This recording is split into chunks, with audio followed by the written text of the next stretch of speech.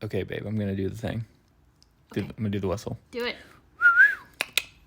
How was that? That was good. I'm going to do it again. That was better. That was good. Yeah. Welcome, everybody. Welcome, everybody, to the latest episode of the Don't Yuck My Yum podcast, the podcast where my wife and I make each other watch certain things that we love, and we get to see if the other significant other yucks it or yums it. Yum. I'm Carlito Gilchrist, one of the hosts, and with me as always is Courtney Gilchrist. Yes, officially Courtney Gilchrist. Yep, we just got her SS card in the mail. Social security card, yeah, baby. So it's official. Legitimate. I mean, it was when I married you, I became your wife, but now my name is legally Courtney Gilchrist. So there's no backing out now. Yeah, no backing out. You can't disown me. Ever. I am yours. You're bonded to me by that now. Yeah, so now we're in public. You can't say you don't know me because we're the same last name. Well, actually, we if we really want to, be together, we got to do the finger thing from, what is it from, have you seen My Girl? Oh, it's been forever. But when they cut each other and then they touch each other's cuts and they're like, we're bonded for life or something. That movie was sad. Yeah, I don't like that movie. Yeah, because it's so sad. We're not talking about My Girl, though. We're not talking about My Girl. We're talking about something a little more fantastic. That's a little more exciting. Yes. So I think it was kind of cool how we came upon this, because I think it was just, you were just browsing through Disney Plus and you saw it and you were like, have you seen this? And I was like, actually, no. And you're like, oh, podcast, we're doing it. Yeah, I was so excited. Because this episode, we are reviewing Fantastic Mr. Fox, one of my all-time favorites. Mm-hmm. And I didn't know they uploaded it to Disney Plus, and when I saw it, yeah, that's when I asked you, and you didn't see it, which I was surprised. So I was like, I know what we're watching. No, it was one I was always wanting to get to. But I'll be totally honest, for a while, at least, I always kind of, my impression with, Wes Anderson movies, I never really wanted to watch them because I thought they looked pretentious. What? Yeah, no, I don't know, just, the framing and the quirkiness, sometimes I just can't stand that. If you, more so for, low budget indie films where it's, they're trying to, it feels like they're trying too hard to be, cool and quirky and, all this crap. And, sometimes I'm just I can't stand this. It's just so, it's just, an eye roll. A lot of, A24 films, because it's, there's a production studio, but a lot of the movies are good, but then there's some where I'm just all right, guys, we get it, being a teenager and angsty's hard, Lady Bird, which Lady Bird's a great film, but it's okay, I get it, but so for the longest time I was I don't know if I would like Wes Anderson, and I think the first movie of his I watched was, I think it was The Grand Budapest Hotel, because it won a bunch of awards, and I was all right, I guess I'll check it out. I think I was on a plane, so I thought all right, I'll watch it, and I really enjoyed it. I thought it was great, and then I still haven't seen all his movies, but then I watched Moonrise Kingdom because it was on Netflix, and I liked that one, and then I watched Isle of Dogs actually when it came out, but this was one I never actually got to. I think it was just because I just didn't. At the time when it came out, I mean, I was 14, but I was just I don't get it. What is this supposed to be? Yeah, it came out in 2009. Yeah, it's such a weird movie. It really is. Just the whole idea of it, but but it works. Yeah. It works in so many ways. Yeah. Well, for those who don't know, it's actually a book. Fantastic Mr. Fox is written by Roald Dahl. Yeah, who's written, all what he's written. He did Charlie and the Chocolate Factory, The Witches, I think is one of his. What's it called? The Big Friendly Giant, the BFG. Yeah, the BFG. That's one of his. All those classics that we know. Yeah, classic kids books, and it's Roald Dahl. Yeah, he's that. He's that musician that's you hear all the songs when you're little and you're wait, he also did this song? Wait, he also did this song? It's no, it was Roald Dahl. He also did this. He also did James and the Giant Peach. Yes. All of his stuff was hits. Yeah, so I think Fantastic Mr. Fox for his books is probably not that well known. I don't think so, because I'm pretty sure this is like the one and only adaptation of it. Yes. I think so. Like, I don't think there's like, because if you go back in time, like there is a lot of, there's always like adaptations of like old children's books into like old cartoons and everything. And like, it's a lot you kind of forget about. Like there's like a Hobbit animated film that people forget about. There's the, what's the one about the rabbits? Oh my gosh, I can't remember the name of it. The one about the rabbits. Watership Down? Do you know what I'm talking about? Not at all. It's about the rabbits and like they fight each other and it's really gruesome. You never seen it? I don't think so. Oh my gosh. I've seen parts of it. It's terrifying. Rabbit fights? Yeah, like they bite each other and there's like blood and everything. No, then and probably not. yeah. Oh my gosh, what is it called? I can't. Or like the BFG, like that's also Roald Dahl. And I remember watching the original animated movie, and then Steven Spielberg made his version. But I think this is the only adaptation of Fantastic Mr. Fox.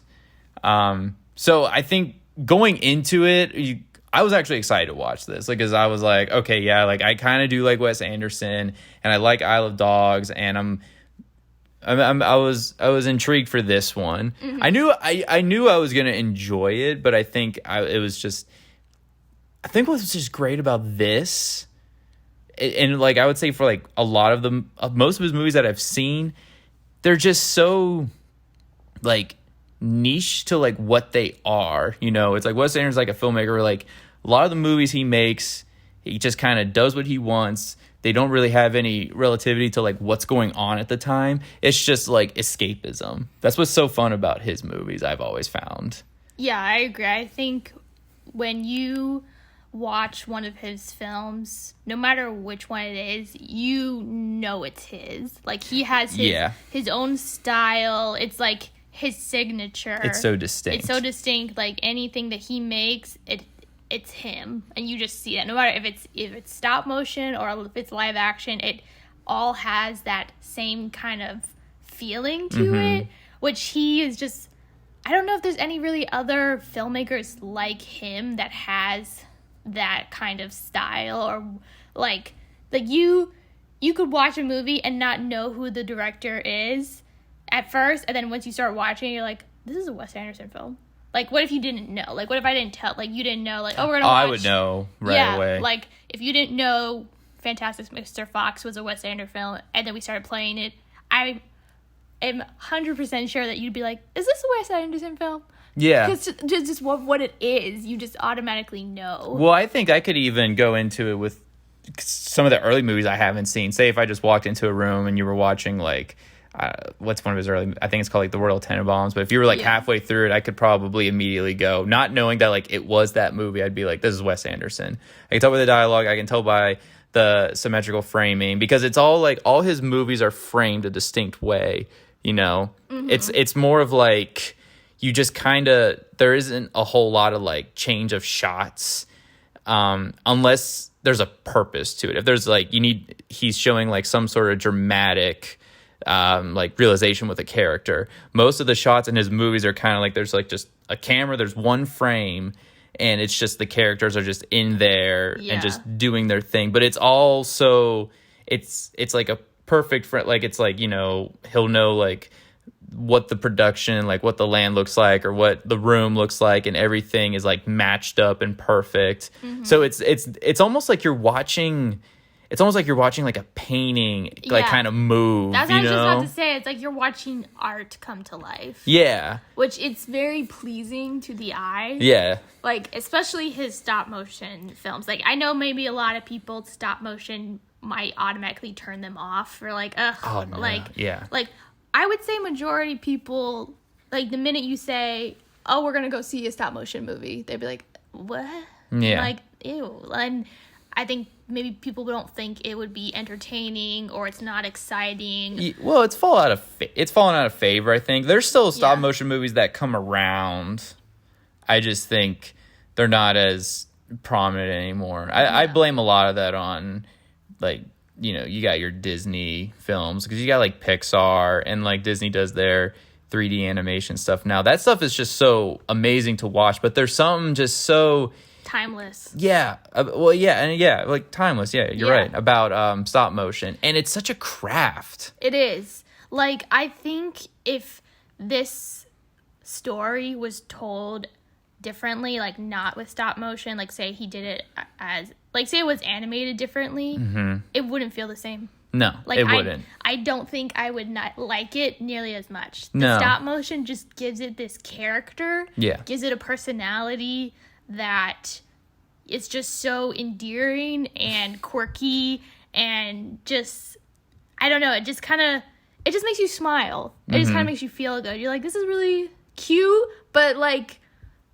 I don't know what to say about it. It's very rustic, it's almost rustic, in a way. Yeah. It it's kind of like wholesome, heartwarming. Yeah. It's kind of like old-fashioned, so to speak, but it fits the story. And what's great about it too is like a sense of scale with it. Like watching this, like I know like, okay, I know these are a bunch of little tiny puppets that they're moving around and all the sets are miniatures, but the way that it's shot, it feels big, you know, like especially like the big grand wide shots, like where they're running through the farms and like stealing chickens, or when the farmers explode the hole they're hiding in, and it's just like this huge explosion. Like I know that's like a tiny little thing, and it's like all the special effects and stuff are added in later, but it feels big and it feels grand, and then it's like there's something like so cool to know, like it's such there's such an art to it, you know. Maybe I think maybe we should explain the plot. I was literally just about to say that. I was like, before we get too geeky about it, because I think the audience could probably tell already how you're gonna rate it.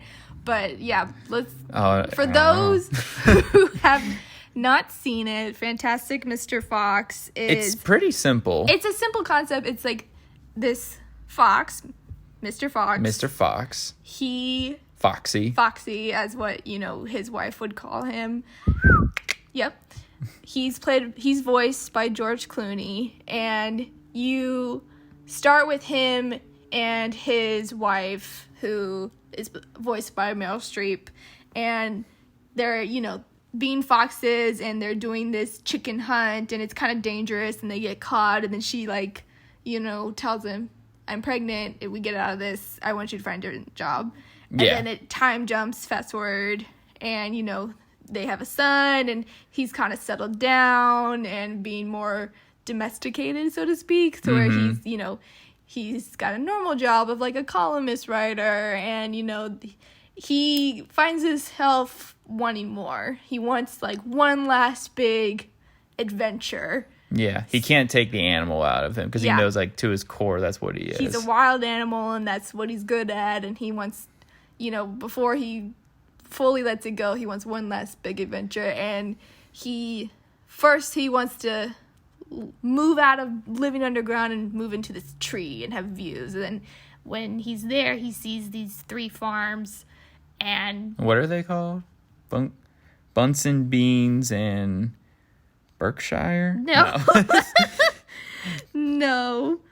I think it's beans, greens, tomatoes, no, not that one. Bogus Bunsen Bean. Thank you. Bogus Bunsen Beans are these 3 farmers, and each of them have their main. And these guys are like the farmers of farmers. Like they all have like their own quirky characters to them, which we'll get into. But it's like all the stuff that they make. Like one guy makes cider, and it's heavily distributed. That's one mean, one guy does chickens, and then what does the other guy do? Goose. Yeah, something like that. Like, they all, all these food and drinks that he's like, I'm going to steal from... because he's like the top farmers. Guy, yeah. Mm-hmm. I'm going to steal the chickens. And he's like, it's going to be this grand plan. And he's like, okay, we're going to do all 3. And then over the course of the movie, him kind of, like, getting too deep into it, and the farmers figuring out that this fox is stealing from him, and they team up to kind of catch him, and then it just kind of all goes downhill with them being hunted, and then the whole, like, animals of the... I guess, are they in, like, woods? Or not really? No, they're all underground they're animals. All underground it's like badgers and rabbits and mice. Yeah. And So it's all animals that burrow underground, which is Yeah. like part of the charm. Yeah. So they all dig. So like when they have to escape the They're just bulldozers, digging everywhere. yeah, they have to just dig. And like there's these great like shots where like they pull back. And I think there's different puppets used. So it's not just like they're pulling back on like the puppets that they're using. Like these are even smaller puppets. Still have big to little, like all different sizes. Yeah. But yeah, it's just this big adventure, story about just like him getting into trouble and his choices leading everybody into this like, bad situation and then trying to fix it. And it's a simple story. It's so just it's such a childhood like tale, but with a Wes Anderson like spin to it. Yeah. Because we were watching an interview where he was talking about the movie, like an interview like that at the time when this movie came out, and he was talking about how what he thought was fascinating about making this movie was that he liked that Mr. Fox was like he was simultaneously, he had to save everybody from all this terrible stuff that was happening, but that he was also causing. Because of his carelessness and his just wanting to go back to like his roots and all this stuff. Yeah, IMDb has a nice brief summary of it. Is an urban fox cannot resist returning to his farm raiding ways and then must help his community survive the farmers' retaliation. Yeah, that's it. That's the movie. and it's like your typical Wes Anderson where it's like he's got all of his... He has his main people. Like, yeah. He always works with Jason Schwartzman, right? Isn't that his name? Yeah, I think so. Bill Murray. Bill Murray's always in his movies. Yeah. But what I love is that, like, he's got... Because I was thinking this earlier, and I'm like, especially, like, between this and Isle of Dogs, like, they play mostly off of, like, how do characters interact in most Wes Anderson movies. And I like how he approached that with this. Like, he's just like, I'm making, like, a movie I want to make. Even though it's animated, I'm not going to do it much else different besides the fact that it's stop motion, as far as, like, the way the characters interact with each other. Because what I find so fascinating, like, because I think that's what put me off to it when I was younger. Obviously, I like it more now. But I think, like, when I think of animation stuff, like, even you think... Like most like modern animated films, like the voice actors, or back in the day, like when animated films actually only hired voice actors, it wasn't just celebrities. Right. They had there was a whole embellishment to the way that they would perform because they were voice actors, so they would do characters and do different voices and over the top kind of goofy voices. Yeah. Yeah, it'd be very different voices where you're like, nobody really sounds like that. Right. And then I think of like a lot of the stuff I've learned about Batman, the animated series, where during the time when they were writing that, it was a big stepping stone to have the characters interact in a more realistic sense. There wasn't a lot of like, oh, gotta go get him, Batman, and holy sardines, Batman. It was more just regular dialogue. And then this, it's like it's turned down even more. It's just like it's just so like basic, like, normal dialogue. Like, it's like normal people kind of talking, but still in like that Wes Anderson way. Yeah. Where still they're not putting on voices. They're almost kind of... They're talking like themselves. Talking normal, but then like the actual dialogue, like the actual script of what they say. Like, for example, they play this game, like the young son, Ash. Hotbox? Yeah, they play this game called Hotbox. And I thought that was kind of genius of have the animals play this game. It's almost like cricket, but they warped it into like an animal. And just Owen Wilson he looks like, what is he? Like, he's some kind of like... Is he a badger? I don't know. Wait, was that Owen Wilson? Yeah. Plays the gym coach? He plays the coach, and he's... Oh, okay. And, like, Ash's character's cousin, Christopherson. Which I love that name. Yeah. Christopherson. He's like... That's such a cool name. Yeah, he was like, how do you play? And he's like, oh, it's really easy. And then he goes into this long... Explains it. Yeah, long like, explanation of these complicated rules or instructions of this game. I don't even know if the rules were complicated. I just think there was a lot of rules. Lot. He's like, you do this, you do that, and you run around here, and then, woo, once you're done, you yell hot dogs. And all it reminded me of, like, when you try to explain, like, regular American football to someone who's never... Right. Who doesn't know much about football, because they watch it, and they're like, I don't understand what's happening. If you really just break it down, it's so simple, but there's all these rules and stuff that just make it seem overly complicated, but it's, like, really not. But I think that was, like, a part of like what they may have been riffing on was like the overcomplication of like sports, because they even at the end it's like, okay, after you score you divide it by 9 and then that's what you get. I'm like, why? Okay, I guess they just do. Yeah, and I haven't read the book, so I don't know if this game was actually in the book or if it's something Wes Anderson created in the screenplay and he made that up. I honestly have no idea. I wouldn't be surprised if he did, because it was just so outlandish specific. and quirky. Yeah, so specific. And so I'm like... Not that Roald Dahl couldn't have made it up, but when I think of, like...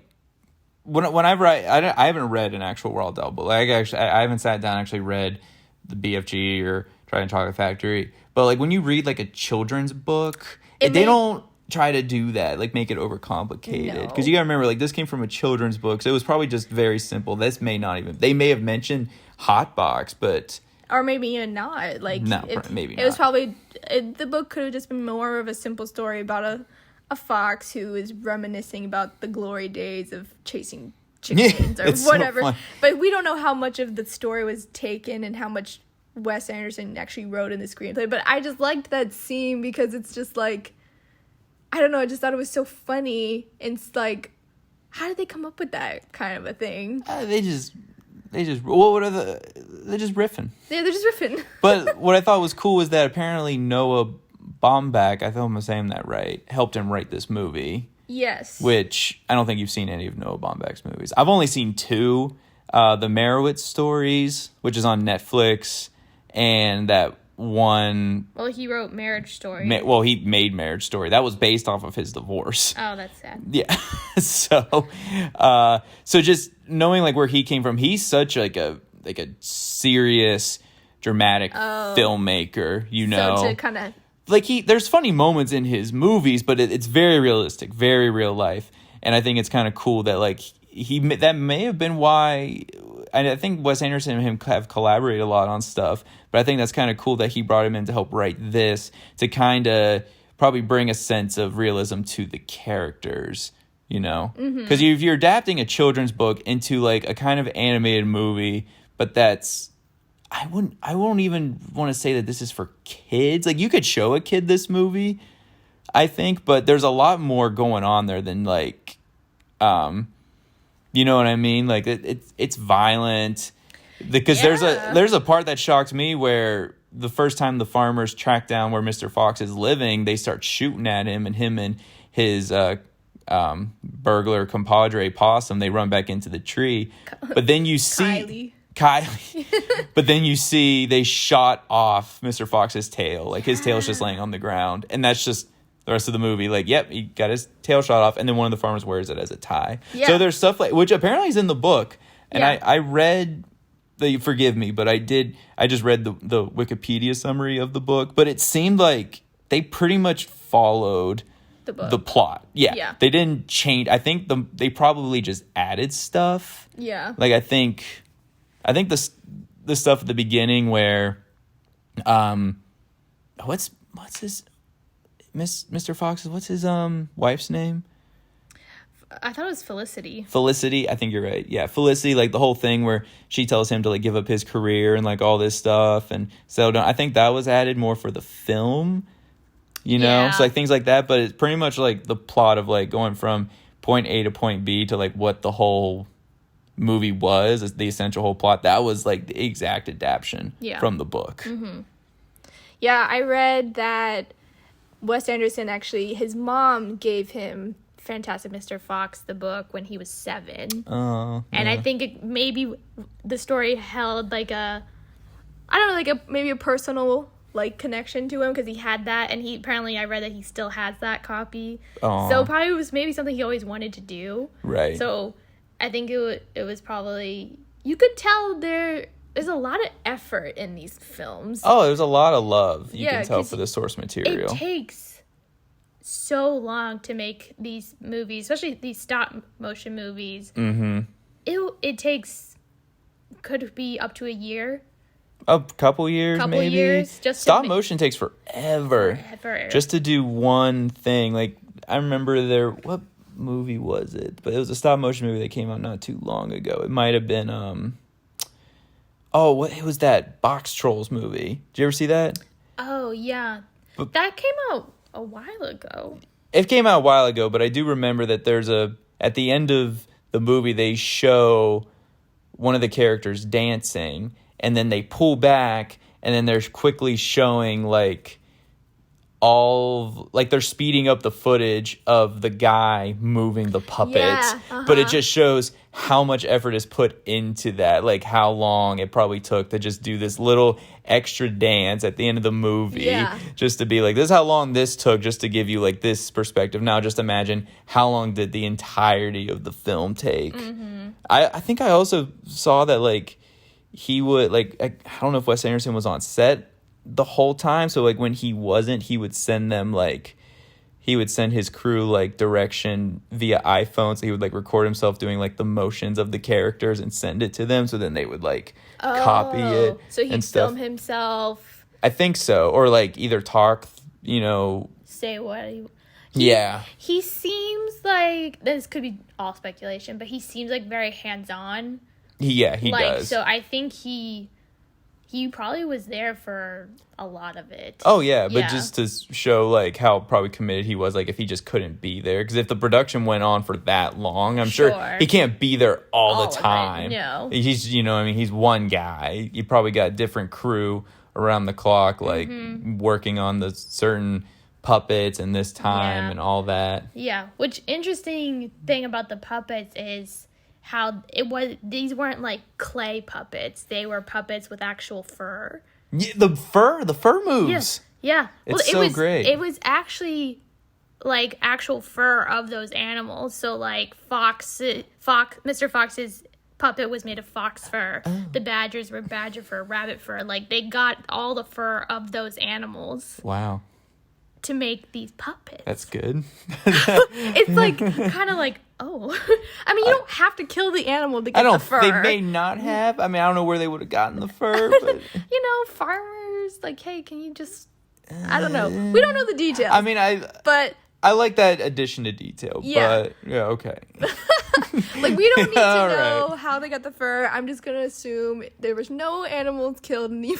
Not in the actual like making of the movie. No. Prior to it, I can't say for sure. But I think that just shows an attention to detail of Wes Anderson. Is like he didn't want clay, he wanted fur, and he wanted the fur of those animals for the animals' characters. Oh wow. Of what they were. Jeez. Just to be that,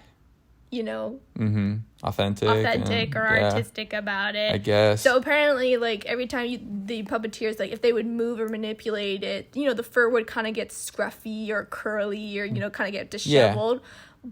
But that was almost intentional. Yeah. Because it's like, well, they're animals. They're not going to be completely neat and tidy. No, like, and their fur is going to move constantly. Yeah, their fur is going to move because they're moving. So, but I was just like, I think I couldn't put my finger on it at the time of why I liked this particular stop motion until I kind of like realized, oh, this isn't clay. Like, this isn't like the stop motion that I'm used to of other stop motion movies. Like, because they have to give them like teeth and eyes, and they make like metal limbs, and then they have to put the skin over top of it. Like, you ever watch it like making one of these puppets? It's kind of freaky because it's like they literally make like a skeleton, and then it's got like bulging eyes and teeth, and then you gotta put the skin over it, and then it's so there's a lot of work that goes into just that. But so that was like, oh, that's cool, that because I think it definitely would have a different maybe feel of it if he just did clay.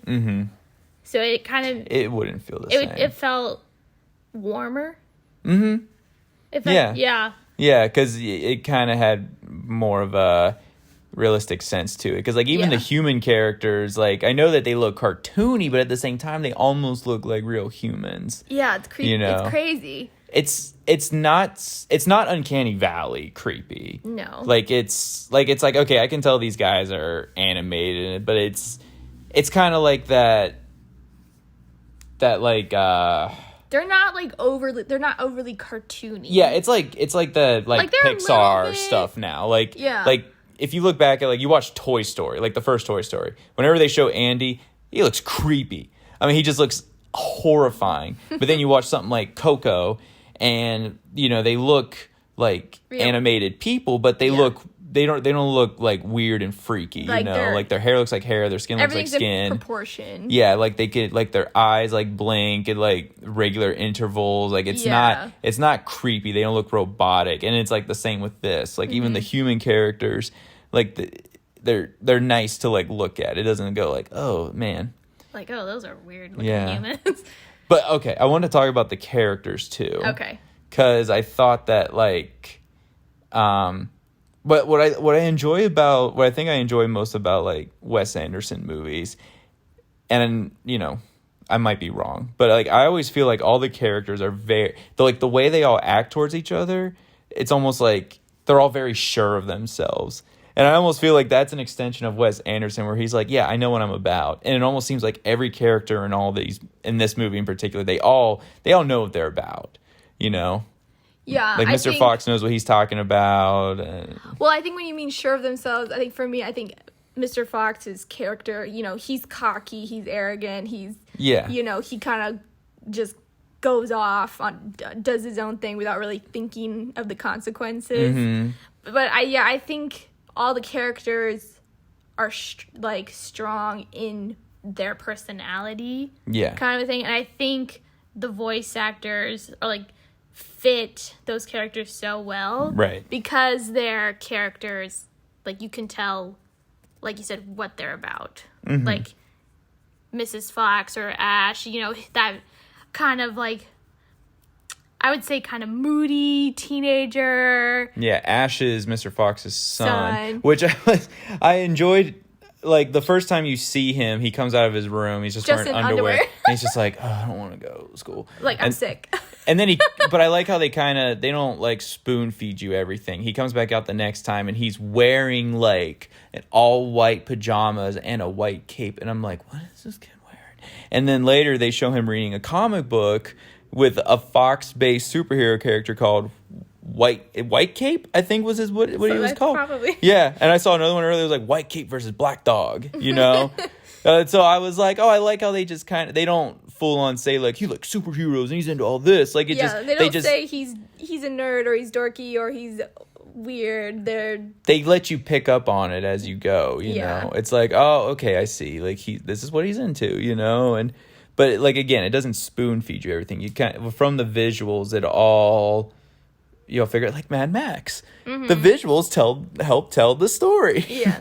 Well, no, yeah, you're right. The visuals do help tell the story. Like if the color scheme of this film is very autumn, like it's so pretty, orange and yellow and reds and browns, and that you can tell it was very intentional with the filming. How there's not much like blues or greens. The only blues or greens that you see is actually Christopherson.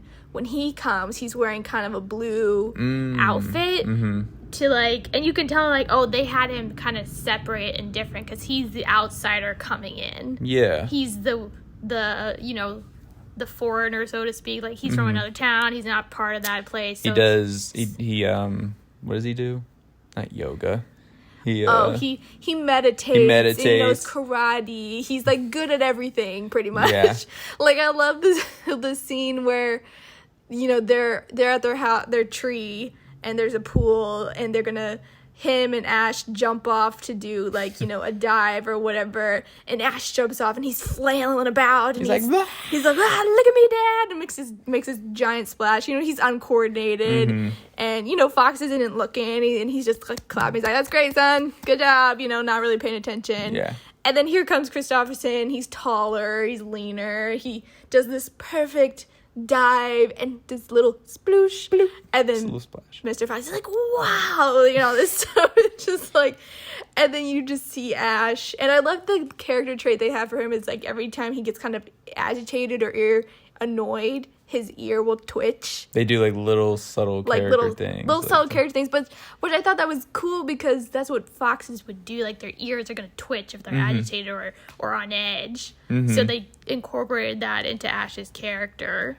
I love how they incorporate like just animal instincts into them too. Like they Yeah. act like normal people. They wear clothes and they have jobs. Yeah, and but then at one point, Mr. Fox and I think it's Badger, yeah. played by Bill Murray, they get into like an argument. Yeah, and well, this is where Badger you learn he's like a lawyer. Yeah, and like what you learn is like how they cuss at each other though. They say, "What the cuss did you say? You cussing at me? Don't cuss at me!" And then they start going like, "You cussing at me? You cuss!" And then they start going. They start like growling and like animals. Yeah, which I thought was like And really then they funny. just stop and they're like continue the conversation. Which I was like, that's great. Like quirky humor like that, I enjoy. Like stuff that's just like it's just silly and funny. But I think there's it's an not intelligence behind it. There is. Well, it is. Yeah. There is an intelligence, and it's like it's not trying to like show like how intellectual it is. Like, oh, we're so smart. I Like, don't look how think it's, you know. Yeah, I don't think it's being. It's not. It's wonderful. Yeah, it's a breath of fresh air. Yeah, I think it's just like, I don't know. It's different from like when you search Netflix for comedy movies, you're gonna find like, Bridesmaids and I'm trying to think of all these films that they're all popping in my head at one time, but like kind of like raunchy humor. Yeah, that's like you a know what I different mean? thing, Like it's a yeah. whole like different. When you think comedy films, I think today it's just like shocking comedy. Like, oh, that's so Mostly outrageous and crazy and disgusting that it's funny.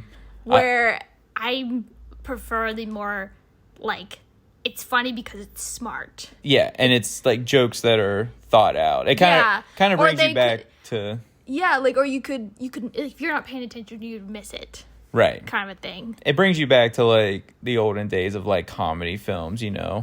Comedy was smart. It was intellectual. It was like you had to be witty. You know? You use Bill Murray as an example. He's in these movies, and like you watch a lot of old Bill Murray movies. I mean, they're so smart in their humor. Yes. You know. Yeah, and it's not like,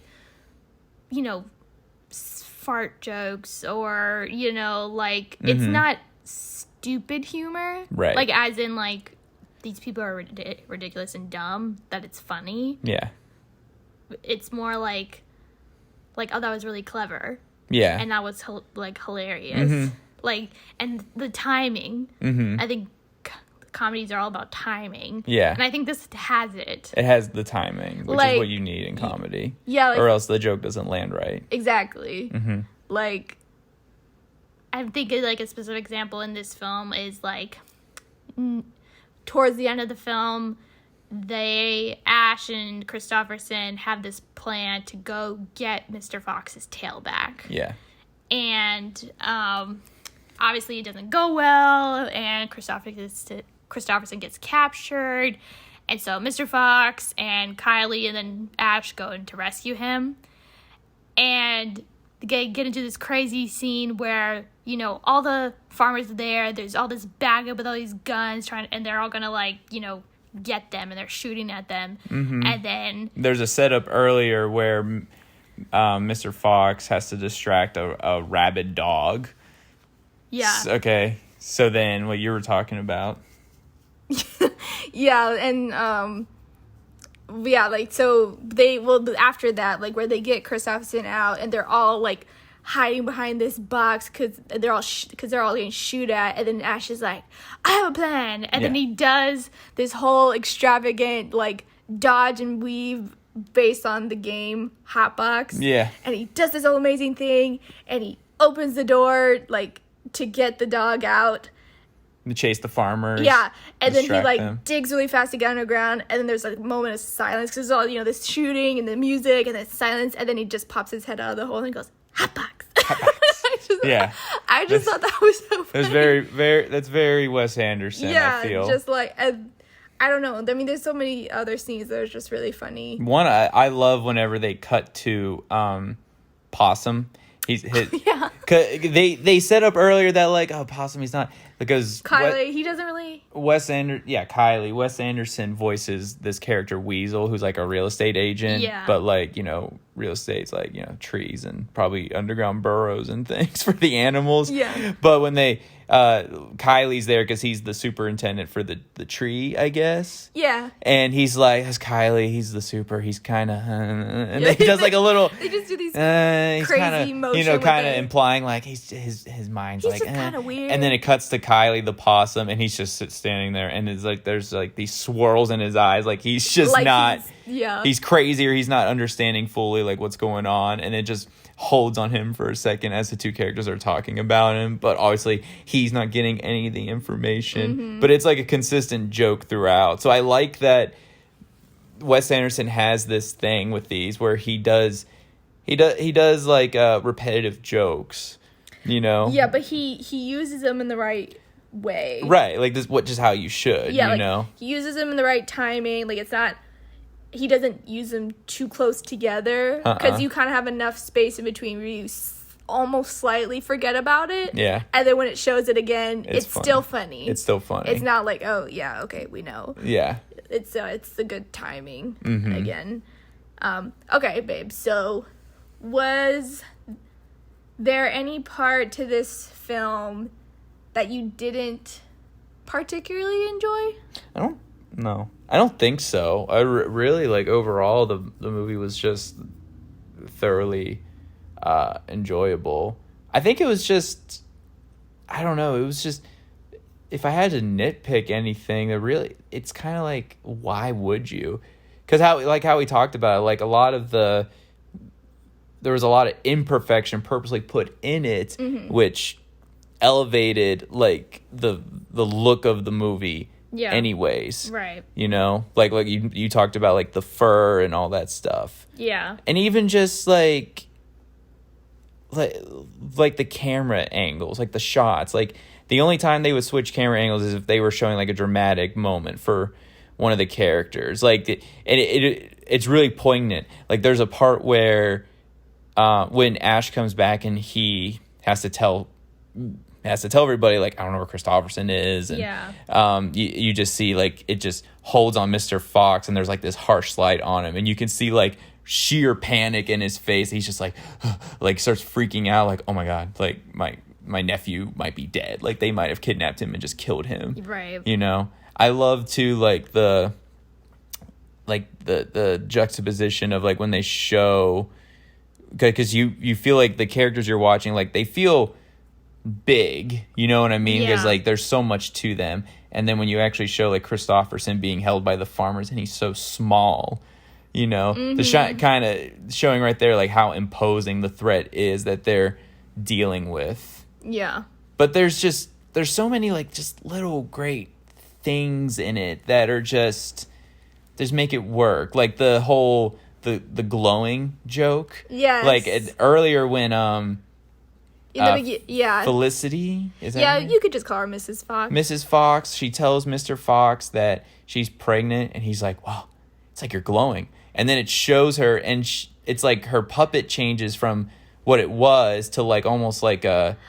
Yeah, like a ceramic almost. Yeah, and she's actually glowing. Plastic, and she's actually physically glowing. And I just thought and- that was cute. Because they always say, like, oh, pregnant women have this pregnant glow or whatever. And then she's physically glowing. He's like, I can't tell if it's you, or if it's just like how the sun's hitting you right now. Yeah, and then it's it's so quick. If you don't look, you might miss it. Yeah. But you're like, oh, was she different? And then because it happens so quick that you're almost like, did I imagine that? Right. And then at the end of the movie, Yeah. which is hilarious, she just turns to him and just goes, I'm pregnant again. And his reaction is just like, wow. I know, he's like... I love it. He's just like, it's like nothing shocks him. Like he's just like, wow, like that's just... He does this kind of forced smile. And he's like, that's great, honey. That's great, honey. And he's like, I think we're both glowing. And then both the puppets change to that. And they're both glowing. Yeah. Ceramic glow. And there's the things of how they tell the story because I think Wes Anderson does a thing too where it's almost like split up into, they're not so much chapters, but there's like Yeah, So- they have titles. Yeah, there's like title cards for the different sections of Yeah. the movie. So like the terrible tractors or Mr. Fox's like masterful plan. Yeah, or the whatever. different phases of his plan. Yeah. Or then how they show time. Yeah, I think that's just what makes the film more clever. Like, it will say, like 2 hours later equals, Like an hour later is like it's like a week for Fox time or yeah, something. or it's like 2 years later, 12 Fox years. Yeah, 2 years later, 12 Fox years, or 1 hour later, and then in whatever Fox time, and Yeah. I just think that's just so. I just like how all of the elements of the film come together, And then it all just works. It all works. Yeah.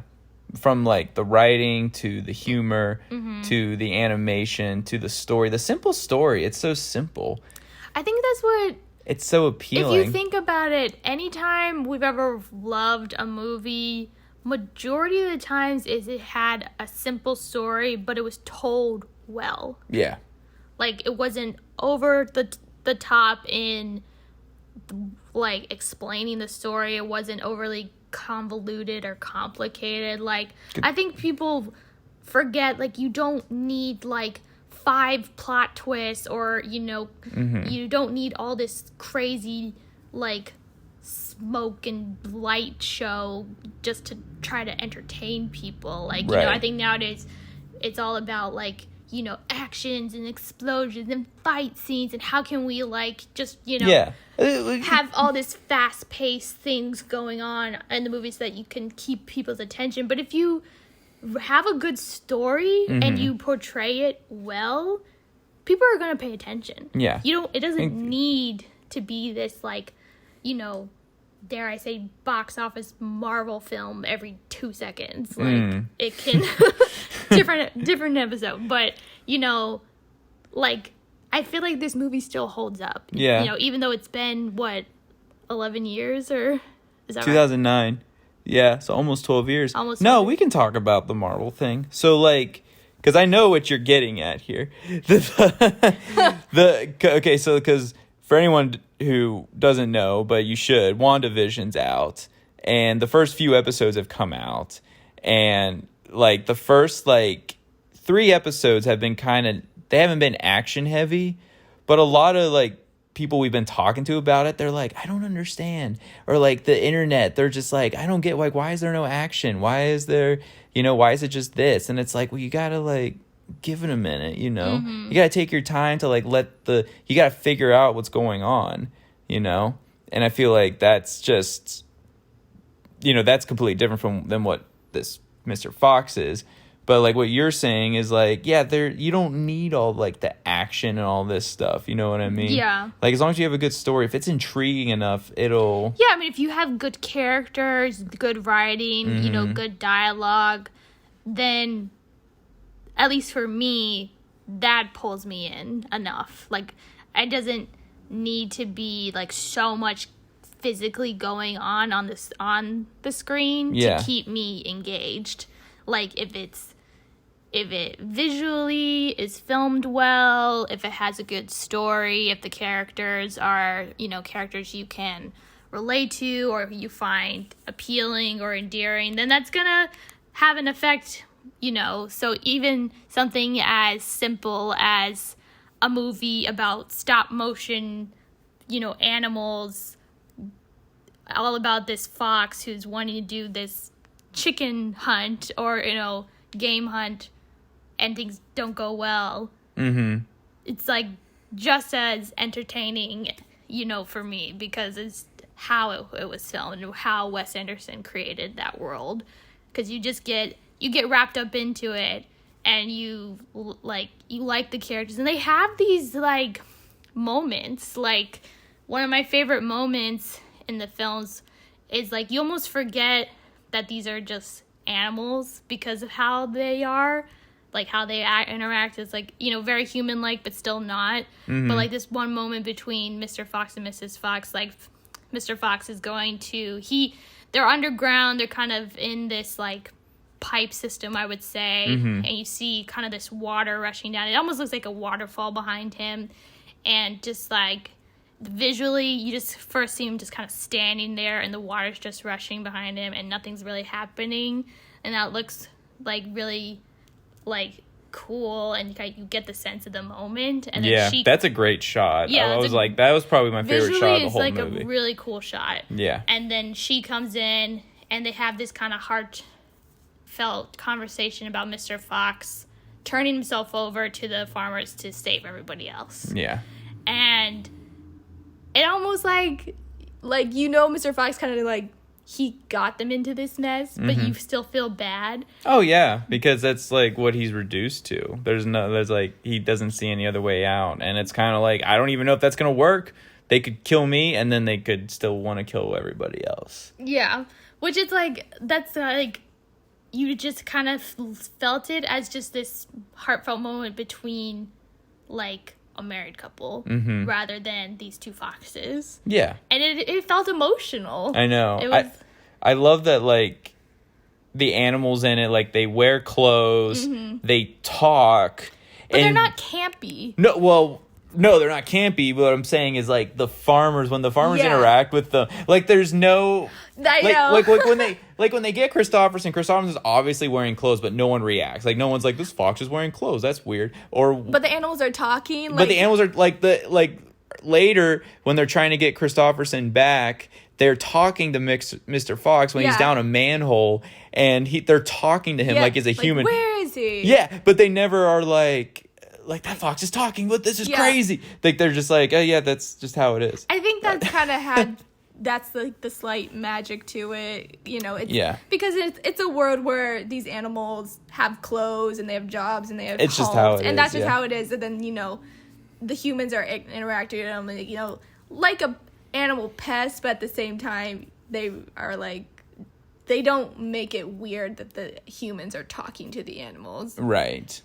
Like so, but you don't really question it. No, I like the idea too of how they introduce a lot of not so childish things for this, like the idea of killing, like of them being wild animals. Like, that's just right out of the bat. Like, Mr. Fox got to kill chickens, and he's explained to Mr. Possum how to kill a chicken. Like, you got to kill it in one bite. I mean, I was like, it was taking me back to like the first time I saw like Chicken Run, where like in the first like 15 minutes of the movie they kill a chicken, they cut its head off, and you see it's like you see its like skeleton laying on like the dinner table of the farmers.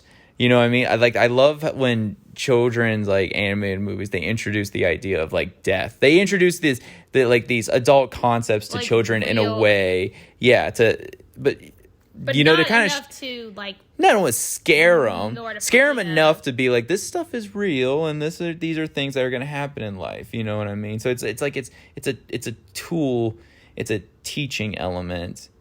And then the one other thing I wanted to talk about was the wolf scene. Yes. Which I loved. I mean, I feel like how you can't love that scene. Yeah, it was because it played out differently than I thought it was going to. Yeah. Because earlier in the movie, Kylie, the possum, for some reason he keeps talking about wolves. Like, they're trying to... And then Mr. Fox is like, what? Where? Whoa, wolves where? And he's like, nowhere. I'm just like, I have a phobia of wolves, Yeah. But so I took that as like all foreshadowing, like, oh, okay, they're going to get chased by a wolf later. And then I think Kylie brings it up again. And then at the end of the movie, they see a wolf. But it's at a distance. And he's more animal-like. Like, he's not wearing clothes. He's standing on all four paws. Mm-hmm. So he looks more like majestic. And literally how like they made the landscape, how they like that portion of the land, like where Mr. Fox and his son, his nephew, and Kylie are at. It's like the orange and the fall colors and everything. But where the wolf is at, just not far away, it's like winter. Yeah. Like all the trees, there's like pine trees all covered in snow. There's mountains with like snow peaks on them. The ground around him is just white, and it's just the wolf is just there. It's almost like the wolf brings the winter with him, which I thought was kind of like a cool like little concept to it, like how it's like winter is very much more of like a savage time of year, like because it's, you know, I mean, it's freezing, it's unforgiving, and like that's like the wilderness, you know, so that's like where the wolf is, but like how that was represented. So I thought it was gonna be like, oh, the wolf is gonna attack them, but it was like, it was more like a serene moment. yeah, like everything was kind of go go go, and then the wolf shows up and everything stops. Like, which I love when movies just take a moment, like, let's just enjoy this for a second. Yeah, which we watched, like you said, back in the interview with Wes Anderson. He kind of explains that part. He explained how it really had nothing to do with the plot, but it almost felt to him like the pivotal moment. Almost like the climax. Yeah, like the climax of the story. Like Mr. Fox seeing, like really being in touch with like that wild side and seeing an animal that is in touch with that wild side. Yeah. You know? The one cute moment though of that is when Mr. Fox raises his fists in the air. Yeah, and then the wolf holds up his paw. Does it back. Yeah. So I was like, well, that's kind of funny. Like, that wasn't very, like, natural, but it was funny. And then he's like, wish 'em luck, boys. And they're like, good luck out there. Yeah, good luck out there. So, and then the story continues. Yeah, but just keep going. And they just keep going, and because they're on a bike with the sidecar and stuff, and then like they're racing back. There's like little things in it that are like inexplainable, like that little. They were just in a little tiny motorcycle with a sidecar. It's not explained. It just happens. Yeah, but it's like whatever. They run towards this big one, and you think, how are they gonna jump in there and drive that? And then a little one comes behind it. Like, it's just I think that's about this film. There's just these, like you said, indescribable moments that just work, and you can't fully explain them, but when you watch them, they just kind of feel right. The movie teaches you to just accept whatever. Like the animals wear clothes and they talk, and the humans talk to them. It's fine. There's a tiny little motorcycle with a sidecar beside the big one. It's fine. Yeah. Like, you just accept it because like it's a great world. I love the pan-overs where so much is happening at once. So it's like it's not jarring like edits. It's like a bunch is happening in one frame, and you're just like kind of watching it all, and you're just enjoying the scene. Yeah, I feel like you'd almost want to watch this film maybe a couple of times to see everything. Oh, yeah. Because I feel like there is a lot happening that you may not fully see. You can pay attention to different stuff each time. Yeah, like each time you can really like, oh, look at that happening in the background. I didn't notice that before. So, yeah, babe. So overall, I guess, do you yuck it or yum it? I yum it. I mean, it was fun. I mean, yeah, if anybody couldn't tell by now. Yeah, it was great. I don't think there was any part of this where you were like, eh. No, I don't think there was any time where I was bored. No. I really enjoyed it, honestly. Yeah. I've enjoyed like most of Wes Anderson's movies that I've seen. I've wanted to watch more of them. I just haven't gotten to it. I was really excited about his new one, The French Dispatch, but that's probably on hold. COVID. Well, yeah, so anybody who hasn't seen Fantastic Mr. Fox, highly recommend. Yeah. It's on Disney Plus. You can go watch it now. Yeah. And we're not advocating, we're not sponsored by Disney, but that's just where you can find it. That's just where it is. Like, I'm sure a lot of people have Disney Plus by now. It says 20th Century Fox at the beginning, but 20th Century Fox. They should have done something with that. I mean, what could you have done? I don't know. But, you know. Yeah. But yeah, I really enjoyed it. I mean, it was just a nice little thing to watch. Yeah, I think now with everything going on with COVID and everything, if you just kind of want to like have a nice movie to watch that kind of is a good escape, and you just kind of get wrapped up in that world and just enjoy these characters and the quirkiness and the moments that they have, then this would be a good film for you to watch. Do it. Do the thing. No, it's the whistle first. I can do it so good, and then when we start recording, I can't do it. No, that was good. That was pretty good. I love when he explains that. What is that? Because he does that, and then finally one of the characters, like, I think Kylie goes, what is that? What is that did you do? It's like, what do you mean? Like, he's so confused on why he's asking him, and he's like, this is my trademark. This is my trademark. And then in the end, Kylie tries to do his own little, like, funny quirk trademark. Yeah. Like, little movements. He's like, oh, is that your trademark? Yeah. Oh, then, yeah, to the last thing I did like at the end of the film, they have a dance-off. Oh, yeah. And I think I just love that when the film ends with their characters dancing. And it shows, like, it's like a pullback, but, like, you can tell, like, the puppets are, like, they're not as detailed. It's just little ones dancing. Yeah. Oh, I also liked at the end where the characters are drinking juice, and Ash is the only one drinking grape juice, so he's got grape juice all over his face. Yeah. And everyone else is drinking apple juice. To show he's different. He's different. And we're all different, aren't we, babe? Yeah, we are. Well, thank you much, everybody, for listening to another episode of Don't Yuck My Yum. Don't Yuck My Yum. Be sure to tune in next week for Carlito's Choice. Oh, what's it going to be? We don't know. Oh, all right. Will I actually like it? Probably not. Probably not. Well, we'll see you guys next week. Thank you, and goodbye. Bye. Hey everybody, this is Carlito Gilchrist from the Don't Yuck My Yum pod. I just want to say thank you to everybody who's tuning in and listening every week. We really appreciate it. If you'd like to leave a review for the show, you can leave it on Apple Podcasts. You can give us a 1 to 5 star rating. We prefer the 5-star ratings, but it's your opinion. It's whatever you like. As well, you can listen to us on Spotify and Anchor.fm and anywhere else where podcasts are available. I believe we're up on there. If you have any suggestions for future episodes or insights on past episodes, you can always email us at don'tyuckmyyumpod@gmail.com. As well, you can follow us on Don't Yuck My Yum Pod on Instagram. And yeah, I just want to say thanks for listening, everybody. We really appreciate it. Have a good week. So long. Bye-bye.